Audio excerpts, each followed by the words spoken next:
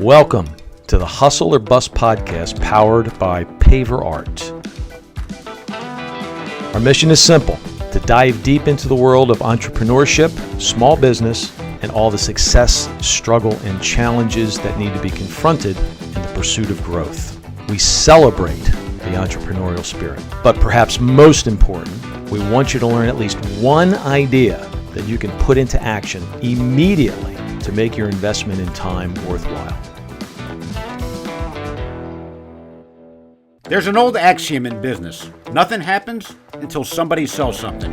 This is a quote that's attributed to a number of people, including Peter Drucker, the great management thinker. Sales is not just about customers, it's about persuasion, and persuasion influences all stakeholders, from employees to suppliers to the community, and yes, generating revenue for your business. Episode 41, we start a multi-part series on the art and science of selling. We talk about key traits, principles, and stereotypes in the world of sales. We hope you enjoy it and drop us a line with some feedback.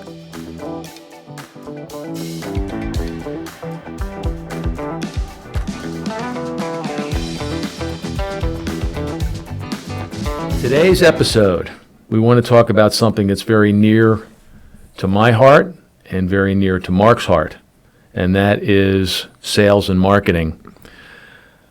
What I have always found unusual, Mark, is that whenever you talk about sales, let's take marketing out of the equation for the moment, although they're inextricably linked. But sales in and of itself is such an important part of virtually any business organization. I mean, you've got to sell whatever it is that you're manufacturing or whatever it is that you're distributing. You have to be able to sell that. And yes, there's an art to selling, and yes, there's a science to selling. But you would think there would be something out there, school-wise, education-wise, that would get you on the right track to becoming a good salesperson. Well, you go to any business school, you go to any university with a business department, and I defy you to find anything that's related to teaching the art and science of selling. I've yet to see one. I mean, I could be wrong.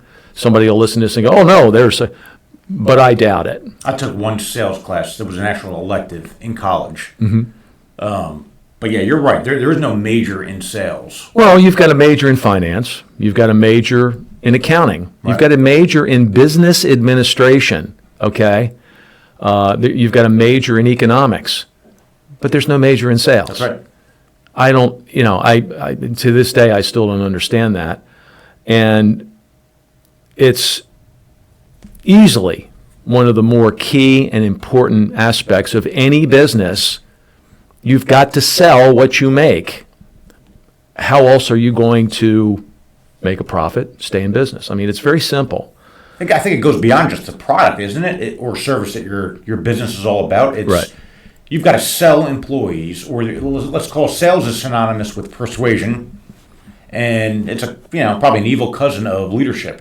Right? Leadership is about convincing people to follow. True. Whether that's through your example or whatever it is. But the art of sales goes to community involvement, getting suppliers to work with you, mm-hmm. getting customers to work with you, and most importantly, getting employees to believe that your business is going somewhere. So sales cuts across all those different aspects of business. There's a selling component to each one of those, is what you're basically saying. And I could not agree more. Think about the startup founder that is trying to go out there and raise capital. That's a sales job. They might be a techie, right, doing a software startup, whatever it is startup they're doing, but they have got to sell people to believe in their business to the point where they're going to separate them from their money. Correct. Can selling be learned? Absolutely. It's a skill. Or is it basically inherent in the DNA of the person? Let's think of the best salesman that you know. Did they learn to be salesmen? for the most part, or did it, or is their personality such that it leads them in that direction? They're just naturally born salespeople because of their personality, their conversational, their conversational assets. I personally think it's a combination of the two. Yeah, it's hard to argue. There are people that are naturally gifted for the sales profession Exactly. or function. Yeah, there's no doubt about it. That doesn't mean if you're not. And what do you think of when you think about a great salesperson? What are some of the traits and attributes? They're comfortable in a room full of people. They're comfortable in a room with one person, one-on-one. They're comfortable seeing 5 separate customers in one day. I mean, think about that. I know you know people that have a shy nature about them, okay? And they kind of shy away from interaction with other people. And there's a component there which basically tells you, well, they're just not going to be a good salesperson. You can't be that way. You have to be balls out all the time. And I don't care what anybody says. That's exactly what you have to do. I went to college and studied accounting, okay? When I got out of college, I made the decision that I don't want to do that. I just can't do that. My brother, my dad, I can't, my son, I can't do that all day, every day. It's maddening to me. And the social interactions that you have in that profession, on the typical business level, yes, you can, every day you're going to see the same you're going to see the same people, you're going to interact with them, you're going to interface with them, and that's not selling, okay? I'm talking about actually going out and it's like the professional selling skills too. Negotiating. Yeah. Yep. Sell this pen. Right. Sell this pen to Mark Olivito. Right. Make him want to just turn over $8 to you to buy this pen right now. In my opinion, you have to be comfortable in your own skin. You have to know your product inside and out. You couple that with a conversational tone, a need to probe, ask questions, find what the customer really wants, match that to your product. There's an art to that. Can that be taught? Yeah, I suppose it can. I mean, there's selling seminars all over the world. There's probably 50 of them going on right now in the neighboring 5 states. But it does do, some of these seminars do an injustice. If I went to a seminar and the moderator did what you just did to me, sell me this pen, I think I'd walk out. That to me is the ultimate bad stereotype of what sales is. The used car sales. When you think about sales as a stereotype, I think there's a lot of negative connotations. Correct. And that to sell me this pen, that just is I can't stand that. So I understand why sales is I don't know if I would go through that. I mean, that's just a hard pitch right there. Sure. So I have a hard time. And I'll give you another example. You started by saying, what was it, a natural inclination to be in a room full of people, right? You're comfortable. And you're when we were kind of vetting this subject last week, I brought up myself and I brought up my cousin Greg. We like to do, he's my concert buddy, I'm his concert buddy. We've done hundreds of concerts in the last 40 years together. It is the joy of my life to be able to do that. Within 10 minutes of sitting down in your chair or your seat, and you're surrounded by all these people, we will have connected with at least 5 or 6. By the end of the show, it's like we've known these people all our lives. Right. We're friends. Okay, there's a common goal with everybody at that show. They want to see that person up on the stage, and they have history with that person. And Greg and I just have a natural inclination to meet these people. We're comfortable with them. We're not intimidated by anybody. And you can initiate those conversations, both of you. The key is the initiation. The initiation is, and it can't be, "Hey, how you doing? Right. Wow, who are you? Where are you from?" Right. No, it's not like that at all. It's a natural thing that occurs.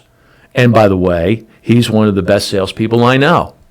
He does something very similar to what we do here, but he does it with doors and door hardware down in Baltimore. And he's terrific. He has customers that want him to go out with them. Okay? It's usually the other way around. It's the sales guy's job to get them to go out with him. They want to go out with him. Okay? There's a relationship there that's expedited by that person, in this case, my cousin Greg. I think you do the same thing. I do the same thing. We are nowhere near on the same level as it relates to that. So I'll give you, as you talk about you and Greg, and I can totally picture this, that you guys will be friends with the 10 people surrounding you at the whatever concert, right? I am not that person. Now, if you or Greg were to initiate conversation with me, we might become great buddies by the end of the show. But there's no way I'm initiating that conversation. You and I experienced this with a trade show.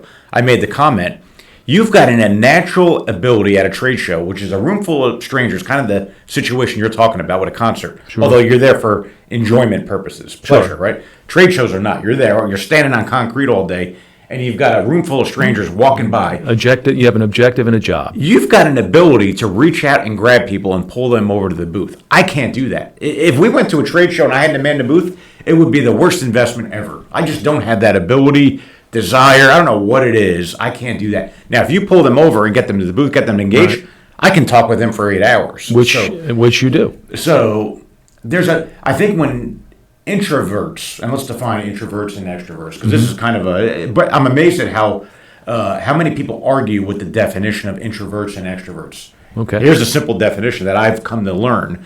Extroverts get their energy from being around people.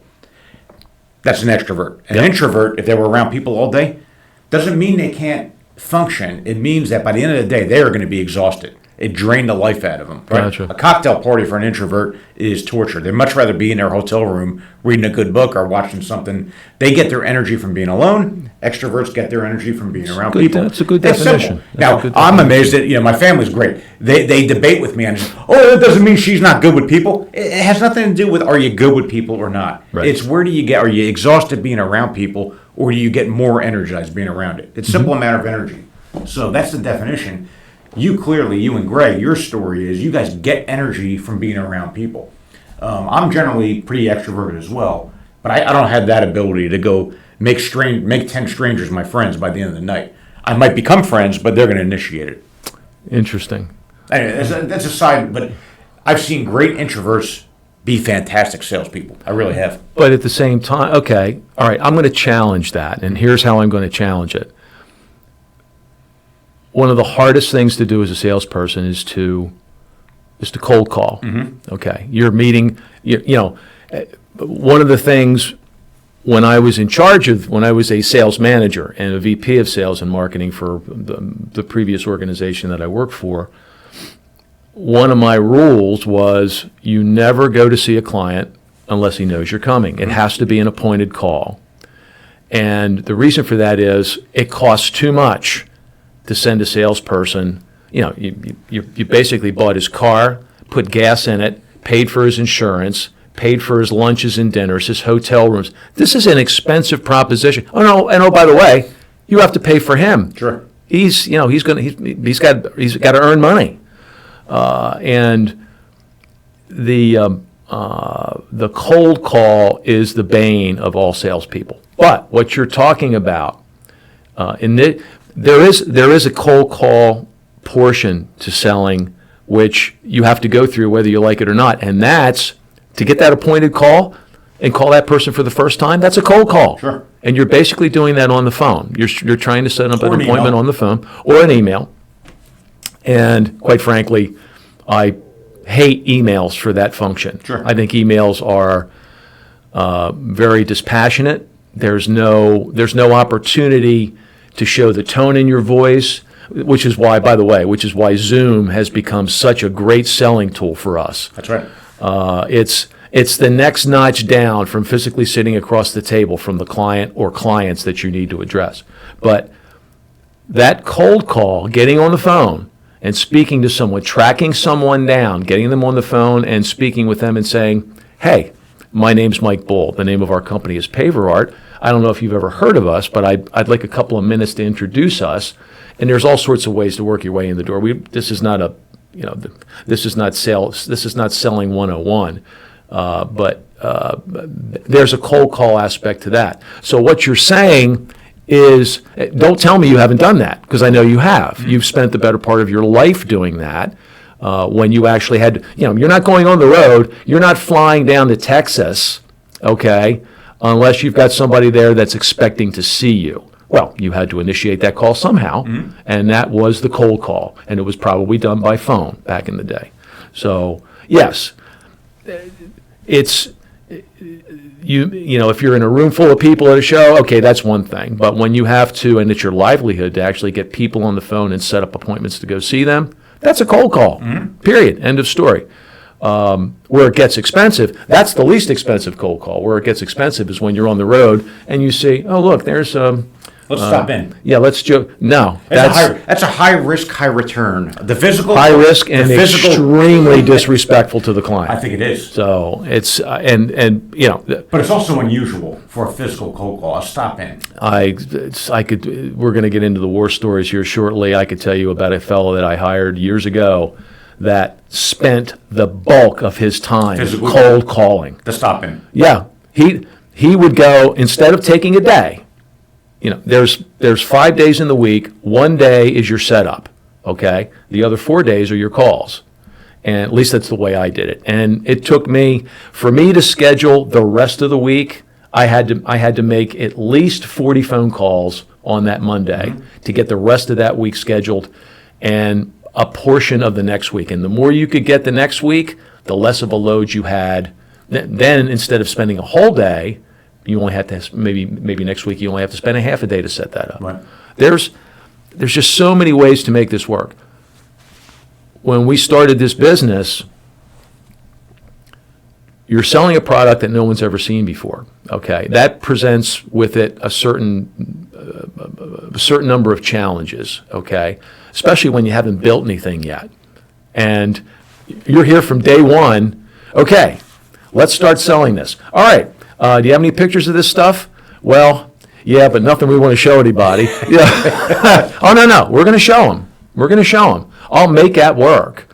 But anyway, we're still in the lead-in portion of this. But anyway, I think I just wanted to challenge that whole cold call notion on your part. So yeah, don't downplay that.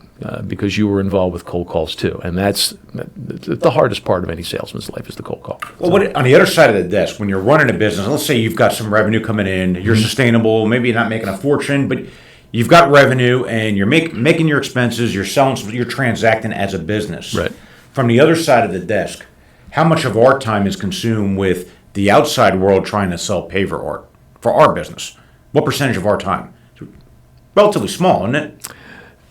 Yes, it is relatively small. Do you think that's common for all businesses? So, because what we're trying to figure out here is you've got to get, I think it's undeniable, the sales skill, whether you're an accountant, a operations person, having the sales skill, the ability to persuade, the ability to lead people is critical. If we're in a business as managers or leaders of a business, and relatively small percentage of our time is spent entertaining salespeople, having salespeople come in the door on the phone. I think it's, what percentage do you think it is of our time? Of our time? Well, 10% maybe. All right, let's just say, is that 10% common across all businesses? In other words, their doors being knocked on 10% of their time. No, it's probably a lot more, especially in the bigger businesses, because there's just so many aspects to those bigger businesses, and the goal to capture that business just draw a salesman out. Well, let's define it as small business, defined as $20 million and under. Okay. Let's. Do you think it's probably still a little bit more than 10%? But do you think it's 50%? No, I don't think it's 50%. I don't know that it's that much. Maybe it's 25%. Yeah, maybe 25%, something like that. I think you're in the ballpark with that. Relatively speaking, that's 1 day a week they're spending on managing the sales process from the outside world coming in. Right. That's relatively small. Do you think that's because of underdeveloped salespeople? The world's not putting enough energy or money towards sales? They're doing inbound like we are? Why do you think that is? Because that's not a lot of, relatively speaking, that's not a lot. Even if it's 25%. Well, okay. You want my honest opinion? Mm-hmm. My honest opinion on that is now, not 25 years ago, okay? Not when I was on the road all the time. Yeah, right now. Not when you were on the road. Right now, the art of selling has kind of gone out the window. I agree with you. I think you're right. And I think salespeople have gotten, quite frankly, I think they've gotten lazy. I think they've gotten. So we're going dark here, but I happen to agree with you. Yeah, it is a little dark, but the reason for it is because of all the wonderful new gimmicks and tools that we now have. COVID, let's COVID put a nation full of salespeople from the plane Right. to behind their fucking computer. Yeah. And I can tell you, I've talked to a lot of people, investments I have. The sales went up when the salespeople came off the road. Mm-hmm. Now, I don't know, it was a supply chain. There's 30 reasons for it. How would you like to be a VP of sales with a crew of 30 salespeople, or 100, doesn't matter, and then COVID hits, nobody is going on the road and traveling because nobody will see anybody physically. Right. Mm-hmm. So they're doing Zoom, they're doing other things, and the travel and entertainment budgets plummeted to nothing, and sales go up at a higher rate than when they were on the road. If that doesn't make you shit a brick, I don't know what does. Don't you think the executives in the boardroom are like, oh my God, our T&E, travel and entertainment, went down 80% because all the guys are in their home, and our sales went up at a faster rate, and oh, by the way, when COVID lifted, and they're still going up, and our T&E was nowhere near pre-COVID. Right. Tells you there's a lot of waste, or at least you got to question what the hell happened there. There's been a transfer of power, and that power went from the individual. What do you think the finance people said? Do you think they were quiet on their opinion of this? No, they weren't quiet. This did not make for a comfortable salesperson. No. And the traditional sales guy, like you said, gets in his car, gets on a plane, spends the week away from home. Right. That guy, although still around, they're still there, nowhere near. That percentage has dropped significantly. So if you're that sales guy and you were on the road 5 days a week or 4 days a week, you were spending money, you were ringing up the T&E bill because you got that corporate card, and now COVID hits, and now you're in your office, and you're trying to readapt to the world of Zoom or whatever it is. Mm-hmm. Your expenses drop and your sales go up, and they maintained even after the thing lifted. What's your self-assessment of that? Why is that?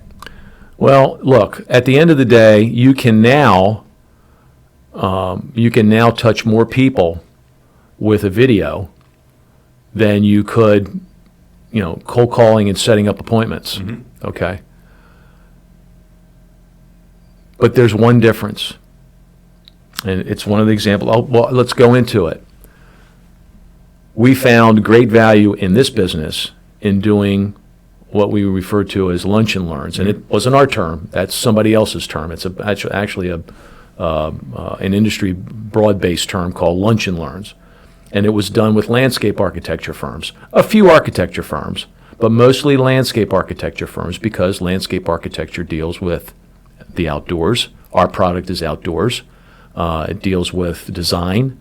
Our product is all about design. But what those lunch and learns gave us the opportunity to... So you brought them with lunch. You bring a lunch in. Exactly. But it wasn't a hard sell. It was never a hard sell. Because you bring lunch in. And the reason for it was we were new and different. And this is...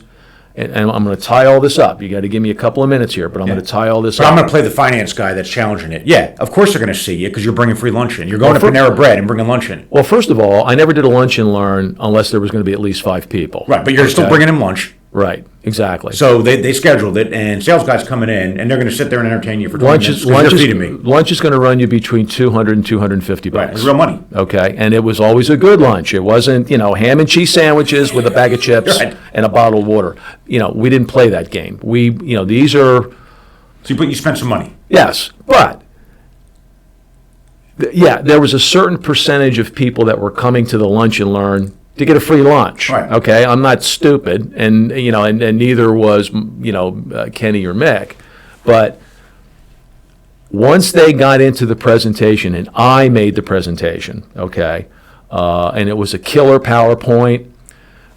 You're always scheduled for 45 to 50 minutes.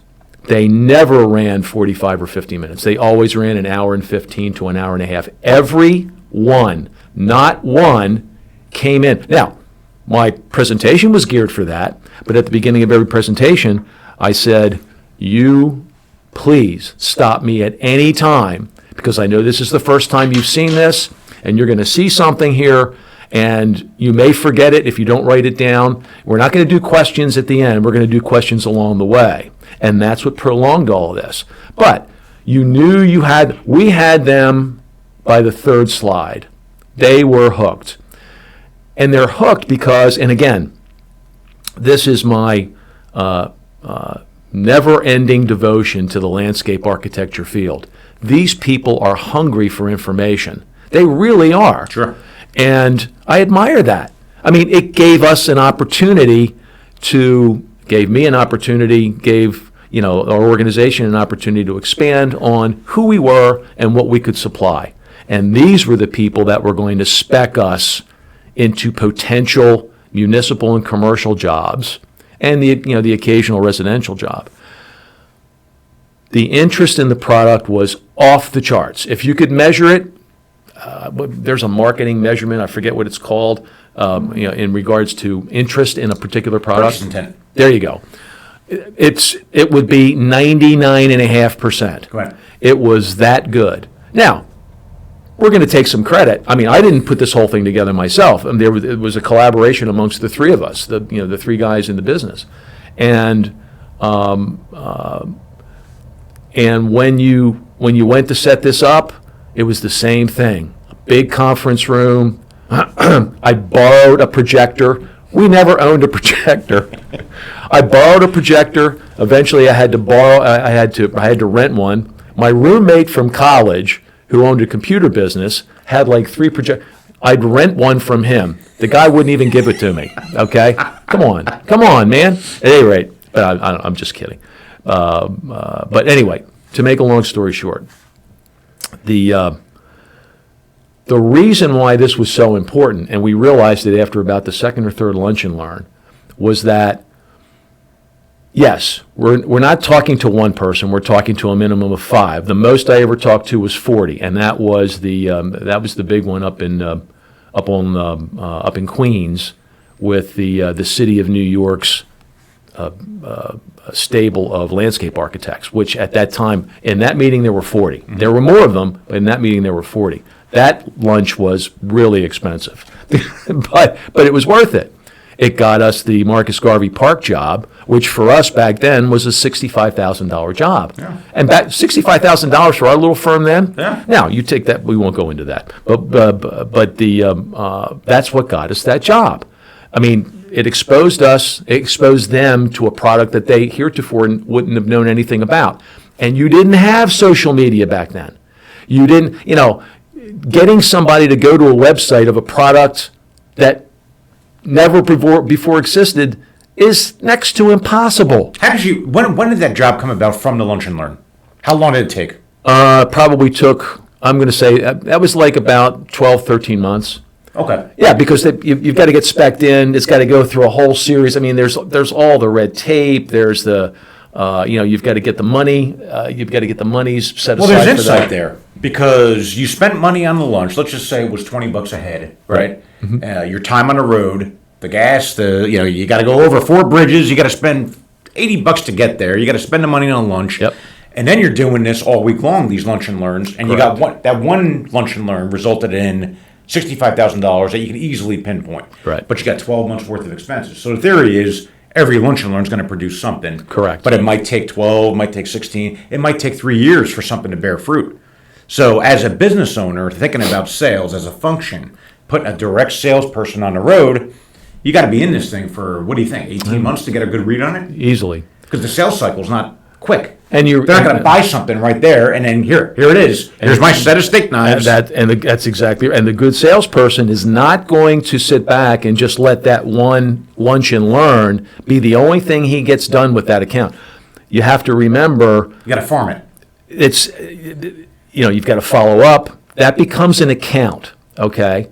And the key thing with those lunch and learns was that, first of all, landscape architects, as a general rule, especially on big projects, work in teams, okay? And, you've got the junior member who's going to be doing all the grunt work. He's going to be putting together he's going to be actually doing the drawings. But then you've got the principal who's basically, letting his team understand and make them know exactly what needs to be done for this particular project, the direction we're going in, the themes that we want to touch on, that kind of stuff. But all you need is one of those people from that one lunch and learn out of the 5, 10, 20, 30 people that you were speaking to. All they have to do is remember you. That one person only has to remember you. That infects the team at some point. Oh, the client, we've had a client meeting, the client wants to do something with their like say their college seal or their municipal seal. They want to do a medallion of the logo for the college, something like that. Oh, yeah. Remember we had that guy here 6 months ago, the guy from Paverart, which, by the way, you do a lunch and learn. For all intents and purposes, you're going to get into their sourcing library, okay, where all the information that they need to find out in regards to your product, that's where that stays. So before you leave, you got to make sure they have all that sourcing information. It gets into their library. That's a very elite place to be, and but you still need to have them remember what you're doing. To tie all this up into a neat bow, what happened in 08 and 09? Some people call it the Great Recession. Mm-hmm. I would tend to call it the Great Depression because I'm thinking to myself, well, that's it for us. Right. We're done. We started those lunch and learns early. This business started in 03. 08 was when that Great Recession started. Okay, it picked up steam late in 08 and early in 09. And for all intents and purposes, wiped out all of our residential sales. Wiped it out completely. Yeah, well, nobody had, people were in mortgage default. Right. Okay, and anyway, to make a long story short again, what saved this business was all of a sudden commercial jobs, municipal jobs, college, institutional, high school work. All of a sudden, that business started to explode. That's what saved us in 08, 09, 2010, and 2011. So you had 3 to 4 years of development against this landscape architect Had we not community done that, that created we would not. channel. Had we not done that, this business would not have been available for you to buy. So that 5 was years your ago. long sales cycle that you started early. You Right. developed it. You got on the road every day, and you're doing Exactly. these lunch and learns. And by the time the shit hit the fan, called the Great Recession, Yep. you had some business outside that kept this alive. And those lunch and learns, are, it's basically a primer in selling, okay? You're not just selling one person. If I'm just sitting across the table from you, I'm gonna strike up a conversation. I'm going to, by the end of that conversation, unless there's something about me that you just don't like, you're gonna like me to a certain extent, all right? I'm gonna get my point across. Whether you buy from me or not is going to be a function of, did I probe you enough? Do I know what your real needs are? Did I match that to the product? Did I, we talked about price. Did I handle all of your objections? That sort of thing. All the neat little tricks of selling that you learn along the way, or unless you take a seminar and they try to teach you that stuff.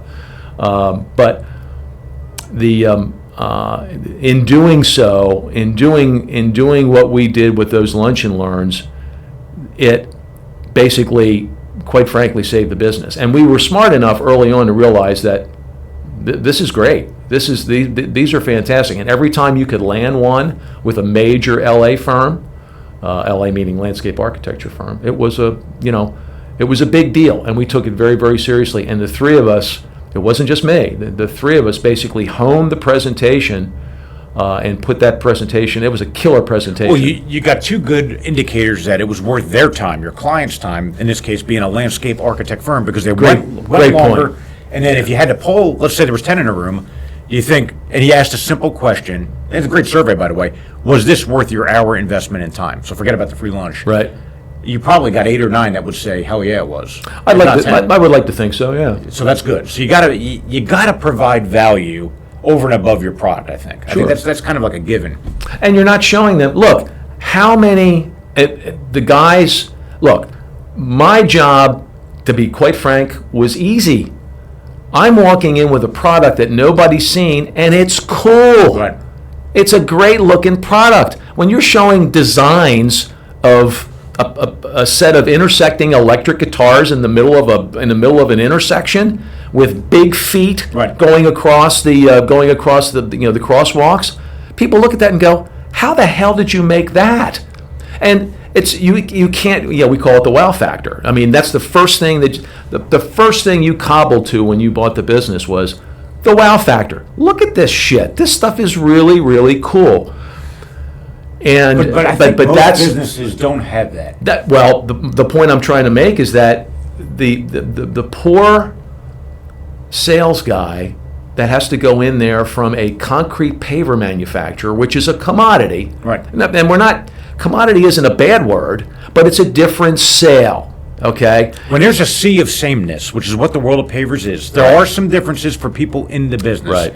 But all you need to do is look at a contractor page and say, when they say, what paver is this? And you get 25 different answers. Right. That's the definition of a commodity. Great point. It's a sea of sameness. Yeah, so that exactly. ain't my opinion. That's 10,000 contractors all debating on what product it is. If I'm in Limited that differentiation. world, if I'm in that world, Is the salesperson more important or less important in that world? oh, it's as far as I'm concerned, he's more important. Infinitely more important Oh my when you're goodness! selling a commodity. Look, I'm not gonna look. I think I'm a pretty good sales guy. Okay, I think I'm a pretty good salesperson. But I got to tell you that the Paverart product sells itself. Okay, all I'm doing is answering questions. There will be the occasional objection. So let's take the unique wow factor business that's Right. got the unique, like a Paverart or some other unique software or unique, and let's just say we're dealing in a world of cutthroat competition, which is more the majority of business out there than something like us or something that's very unique or wow factor. Sales becomes infinitely more important because what's the difference maker? It's got to be service, it's got to be price. You don't want to compete on price, and it's got to be that personal relationship. Connection. Yeah, When you see company X, are you thinking person or are you thinking sea of sameness? If you're not thinking person, you're going to be relegated to a price.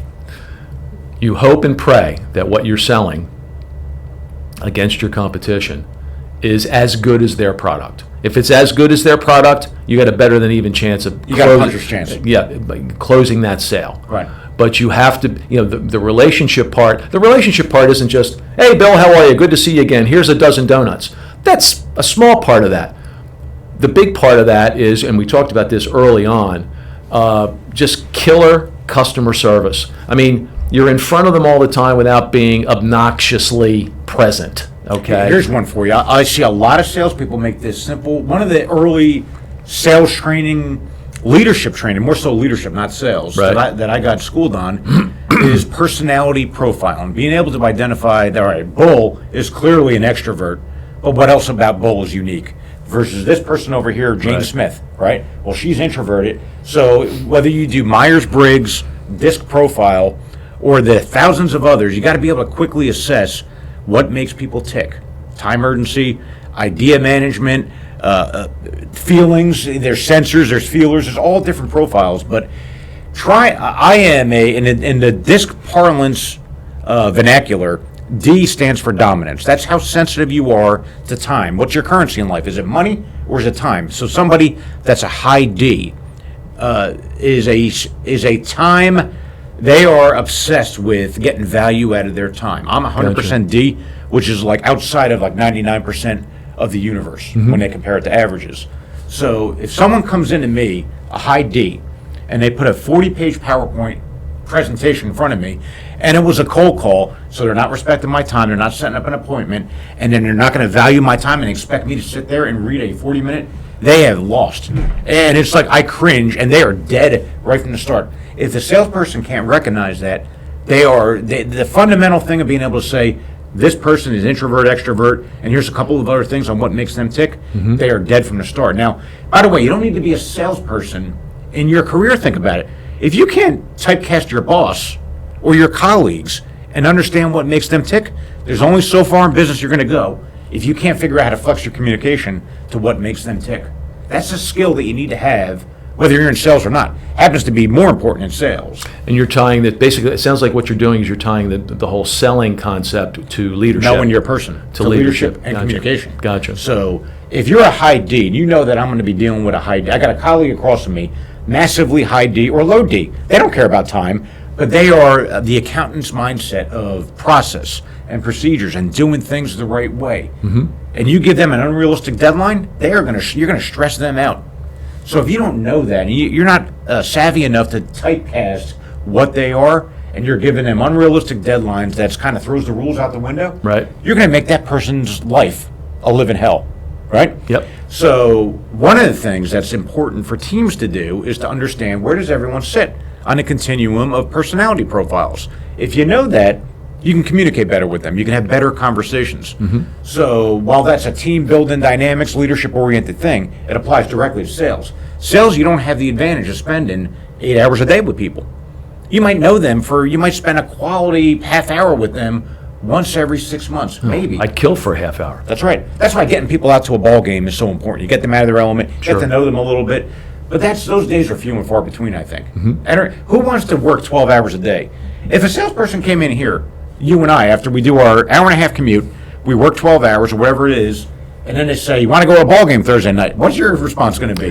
No. Yeah, that's the last thing you want to do. That's stressful. I mean, you work long enough. I mean, now it's a nice gesture, and we appreciate that. Oh, no, and of course we do. But But that is not going to be a value-added activity in your life. there's no, and that was never an issue when we were when we were building the business. I mean, as an entrepreneur, as a new business owner, you're just so focused on what you're doing every day.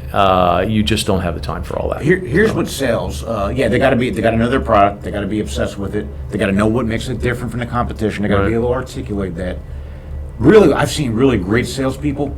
That's important. It's kind of like a given. It's table stakes. You got to know your product. You got to know your industry. You got to know the person across the table from you. Exactly. You got to be able to provide value over and above your product. You got to be a smart business person. So the people that invest in themselves, they read the Wall Street Journal, they read the best sales books, they read the best business books. They're good, quality, smart conversationalists. They can kind of deal with a lot of different areas. They know a little bit about the stock market. They know a little bit about the economy. They know their world. They dive deep into the customer's world enough so that they can add value to their business. What you want to create you want that buyer, a potential buyer, not to cringe when they hear your name. You want all right, cool. When can you come in? You want them to crave your presence and having the ability to come in the door. And there's a lot of ways to do that, but it starts with, you better be investing in yourself. You better be getting smarter. You better be able to talk about business at a broader level to add value to their world. Well, you brought up a pretty interesting point there too, one we haven't talked about yet. You're sizing up your client. You know how, after a while, when you're first on the road, you're still wet behind the ears. You're just, I don't care whether you're on the road, whether you're dealing with somebody over the phone, or whether you're dealing with somebody on a Zoom call, you're dealing with them for the first time. And if I can see them and hear them at the same time, which is kind of impossible if you couldn't, but when you're doing both of those things, I can size that person up in a very, very relatively short period of time. And your brain just goes into overdrive in regards to how you're going to and what you're going to talk about, okay? The conversation is led by that client, okay? Their needs, what they're looking for.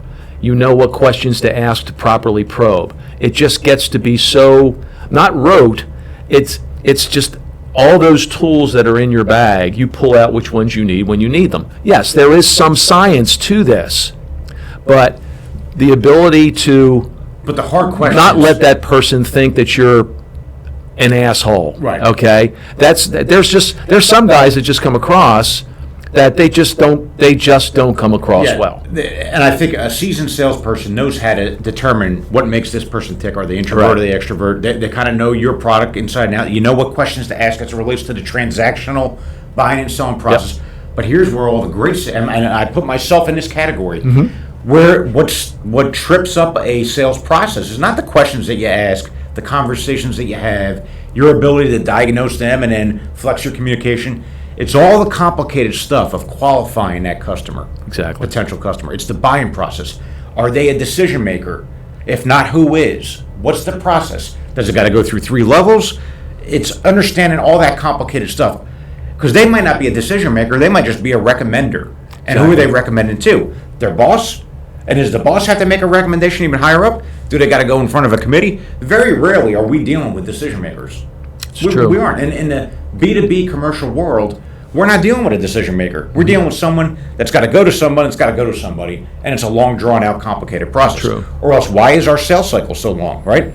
Sometimes we get a sale like that really quick in a commercial world because we're dealing with that end user, or we're dealing with someone that can make a call, that's got budgetary control. That's generally not the case. And salespeople fail to diagnose the scope of the project, what's all involved, all the complicated things, and that's really where the game is won and lost.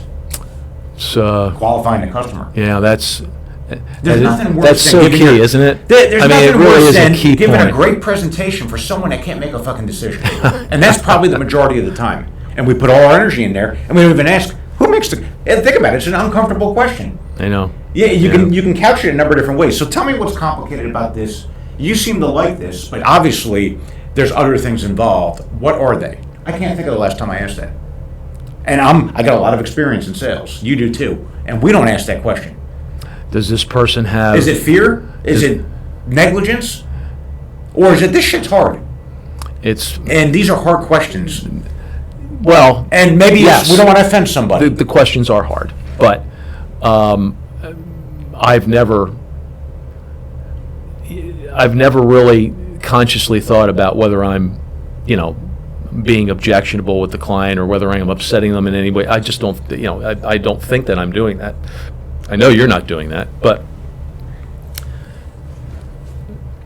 I have an example to make this point. 2005. We started this business in March of 2003. 2005 was the first, I'm not going to say the first real one, but it's the first World of Concrete, which is a massive exposition which is tied to the world of concrete. Okay, it's all, everything that you want to know about poured in place concrete was at this exposition, at this trade show. And it was coming back to Las Vegas. Okay, it was I think it was at the Vegas Hilton, as I recall. And we decided that we were going to make a major leap and invest in this trade show. Without prolonging this too much, it's 5 days, it's 10 hours a day, except for the last day, which is 8. And it's huge. It's just absolutely huge. And there's very little representation from the concrete paver world in this World of Concrete show. It's all, and back then, decorative, colored concrete was just starting to take hold. And this is 2005. This is 18 years ago. And it was just starting to take hold. So you knew at the show that's what you were going up against, and that's what we competed against. We still compete against that today. And quite frankly, I think we blow them out of the water for various reasons. But there's just no way we anticipated there was going to be so many people at that show, I can't do this by myself. And the two other, Mick and Kenny, they had to stay here. There was no way 2 out of the 3 people could go and leave this business for a week. So Mick met a gentleman who shall remain nameless. Nice guy, terrific guy, and what a personality. Young, 25, 26 at the time. Just outgoing. I mean, the perfect wingman. It just, wow. You know what? You hit it right on the head. He was a terrific wingman. But he didn't know squazoo about concrete pavers. He saw what we did. Hey, that's pretty cool. He met him, brought him in. We decided, you know what? Let's give this guy a shot. So for 2 weeks, between myself and Mick, we tutored him. Okay, I did most of it because most of it was going to be sales, and then there would be 2 of us at the show in the booth, and we had a 10-foot by 10-foot booth, standard size. Anyway, by the end of the 2-week series of tutorials, if you will, he knew enough to get himself in trouble. Okay, but that's not what I wanted him for. What I wanted him for was get the client initiated. You just need a few things to get them interested. Get them into the booth, get them interested, show them we build a floor. That 10-foot by 10-foot booth had a floor in it, and it had one of our Elements collection pieces. I think it was the Renaissance. And by the way, we also decided we're going to sell this floor before we leave here. Somebody's going to buy it. Okay, 10-foot by 10-foot. That's 2,800 pounds. Right. Somebody's going to have to come in, Anyway, which means we had to repackage that 2,800 pound piece, that monstrosity. At any rate, he was magnificent. And the way it worked, we both did the same thing, getting people into the booth, talking to them. He funneled the people to me. He vetted them. He could get them through the first level of vetting, maybe even the second level of vetting. Is this something that they're really interested in? Are they kicking the tires? Do they have an application? Application was absolutely number one. Get that person over to me, okay? Or I could either close the deal or at least get them to the quoting point, all right? I mean, you know how this works here. And he was unbelievable, but also unbelievable to manage. I mean, How so? he took advantage of Las Vegas like nobody I've ever met. Oh, I like the I'm done. the after party. Yeah, you're getting there an hour before the show. Right. You're not leaving until 30 minutes after the show's over for that day. So really, you're on the floor for 11 and a half to 12 hours. Yeah. Okay. I'm going back to my room. We both stayed in the same room. We were at New York, and I went back. I had dinner, and I just crashed. Yep.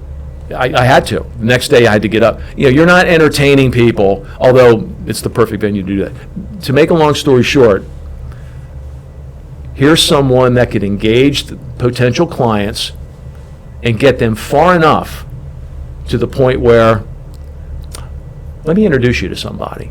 And he would bring them over to me. I would be done, whoever was just, and I'm serious, Mark, this was nonstop for 5 days. It was like one person after another. It was the greatest selling experience I think I've ever had in my life. Now, and I've done trade shows all my life, all my professional life.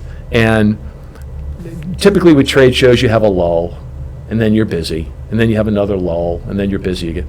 This was nonstop for 5 days because there were so many people, and we had a choice spot. But that connection with the client was what this guy made. He knew enough to get him in trouble about the product, but that's all we needed him for. And he just did a terrific job. My biggest problem was making sure he was going to show up that day, because the night before, he just carouser with a capital C. Terrific guy, but I couldn't get him to get back to her. Come on, let's go. We got to get some sleep.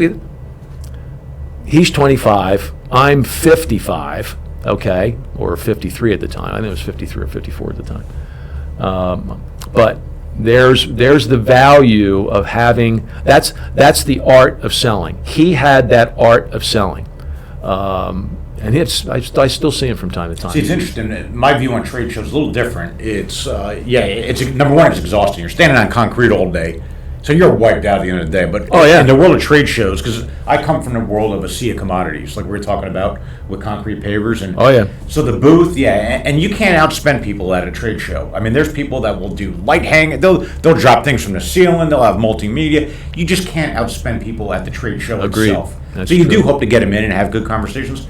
My measure of a successful trade show, especially when it's 5 days, is I'm going to put the multiple salespeople in a room, and I put myself in that bucket. Who organizes the best dinners? I want to see a list. We got 4 nights, Boston Seafood Show, FMI in Chicago. Wow. The private sweets and snacks. Who's got the best dinners? Give me your client list. All right, Jim, Bob, Sally, Mark. Who's got the dinner list? I got these 3 customers set up for 3 nights. I got these 3, and some didn't get any. What does that say? If your customers are coming out and staying in a hotel for 2 nights and you can't get a dinner, that's kind of embarrassing, isn't it? It is. Now, it might be that they're going to the bigger vendor. Their other supplier asked them first, or it's a more important supplier. But that's what it's all about. It's because now if you can get them out for an hour and a half and a couple bottles of wine, a great dinner, now you're talking about something, right? Because the trade show, you're not going to outspend. You're not going to have a better brand and impact if you're a small business Right. at a trade show. But you got to have the dinners lined up, and you got to have some one-on-one relationship going Now, on. but you're doing that prior to the show. Oh, that's the game is won before you even go to the show. Exactly. So we knew 2 months before the show who had what dinners, what were the key dinner, what were new versus just farming. And by the way, the customers that you got a great relationship with, obviously you want to take care of them too. But there's choices to be made. They've got choices on what vendor to go out with, and you've got choices on what customers can take. You hope you got choices. Exactly. Now some of them were scrambling to get dinners, but anyway. That is an opportunity. That's the one value I always saw with trade shows. Mm-hmm. Everybody's away from home, and they're going to be staying 1 or 2 nights in a hotel, and they got to go out to dinner, right? So it's a good opportunity there if you view it that way. Well, we started this part of the conversation in regards to what currently, what construes the current selling atmosphere in this country. Salespeople, and we've said, well, it's not dying, but it's down significantly because of the presence of social media. Mm-hmm. It's relatively inexpensive to do videos now, as compared to 20 years ago, 25 years ago.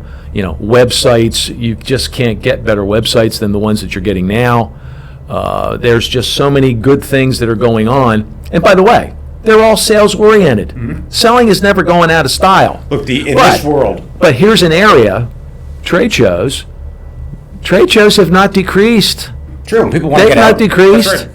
There's still trade shows, and there's a hell of a lot of them. I venture to say there's probably more now than there were before, coming out of COVID.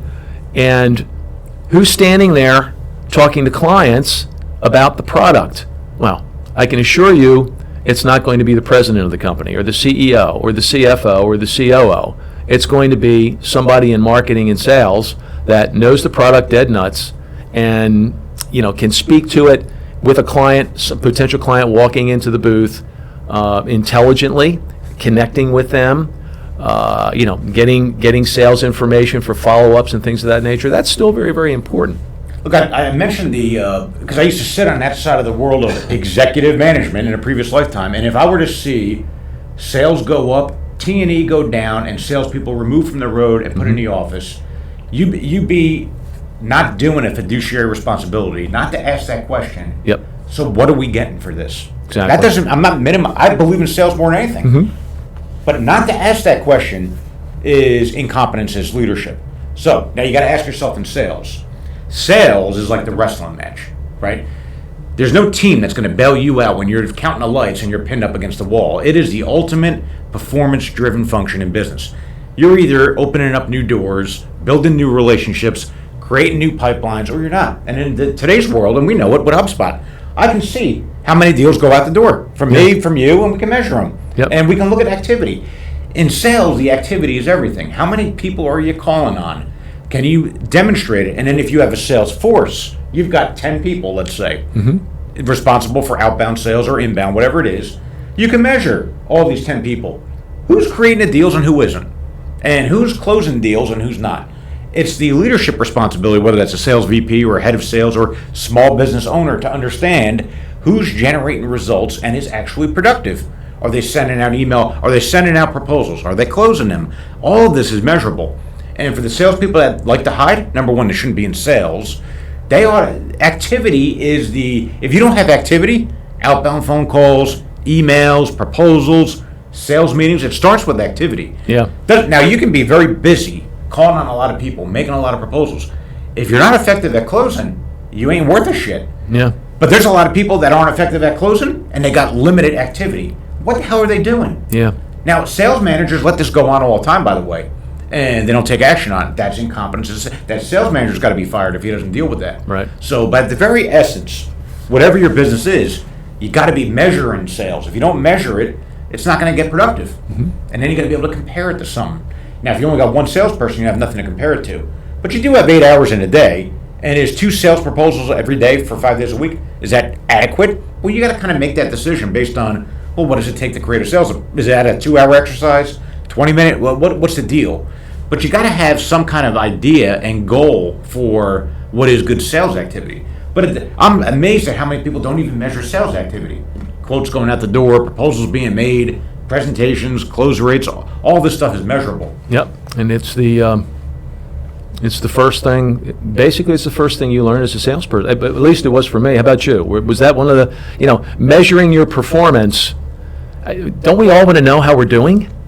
If it's just, okay, well, I'm just going to go out and sell today. That just sounds so boring to me. Mm-hmm. Well, it's a game. It really is a game. There's a lot of sales roles, believe it or not, that are not measurable. In the world I come from, consumer products, people that make toothpaste, put it on the shelf. People that make mac and cheese, put it on the shelf.